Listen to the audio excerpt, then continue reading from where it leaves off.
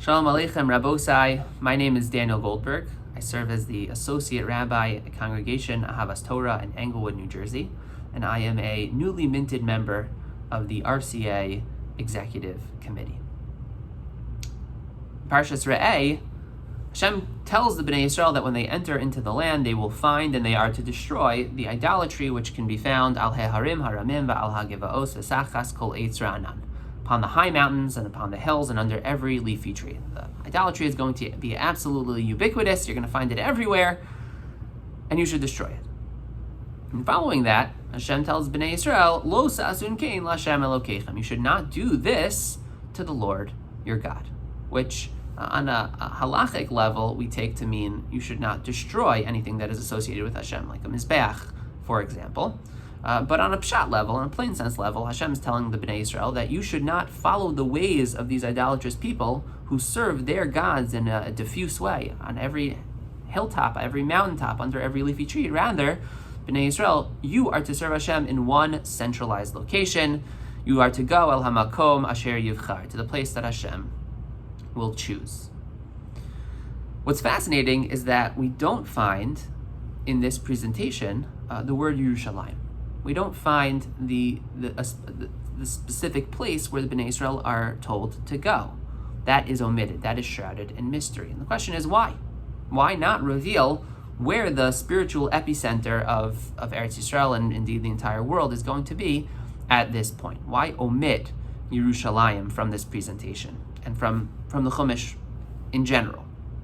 So the Rambam suggests, he offers a very pragmatic explanation in Mor Nevuchim. He says that at this point, the land had not yet been divided up among the Shvatim, and had everyone been told where the Beis HaMikdash would be constructed, so everyone would have jockeyed, everyone would have done everything they could in order to be granted that particular parcel of land. And so to avoid that strife, to avoid that conflict, Hashem withholds this piece of information, which is certainly a very pragmatic, very rational explanation for this omission. But I think that we can perhaps go even a little bit deeper by connecting this omission to a theme of omissions throughout the Torah.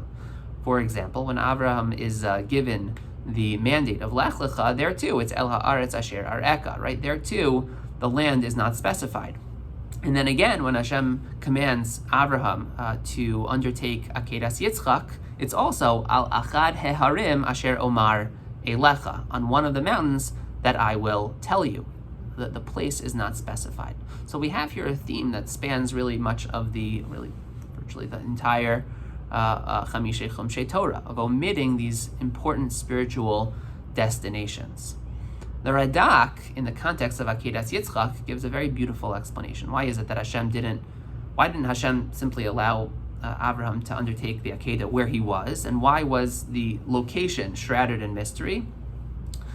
So the Radak explains that Hashem wanted to ensure that Avraham would not just jump right in and undertake this thoughtlessly, just go and do it. Sometimes, you want to rip the Band-Aid off. You want to do something that's going to be very, very difficult or painful.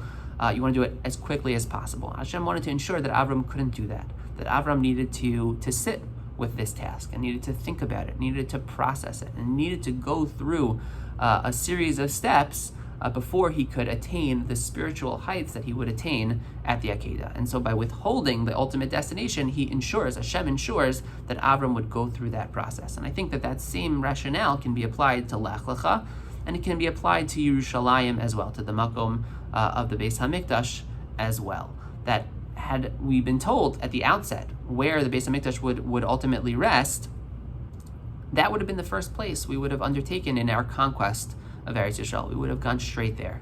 But by withholding that piece of information, Hashem ensures that we go through what proves a rather lengthy process of growth and development, and organically reach the point when we can finally, in the times of David and really Shlomo HaMelech, establish Yerushalayim as the epicenter and the place of the Beis HaMikdash. I think that idea, just very briefly to conclude, is very apropos for this particular Shabbos, Mevarchim Rosh Chodesh Elul, as we begin our march to to the Yom Naram, to Rosh Hashanah, to Yom Kippur, we have to recognize we can't just kind of arrive at those auspicious moments, at those rarefied spiritual moments. There needs to be a process, and that process really starts now. That journey starts now. Wish everybody a wonderful week and a wonderful Shabbos. And again, it's really, truly my privilege to be able to contribute and to be part of this wonderful organization. Be well.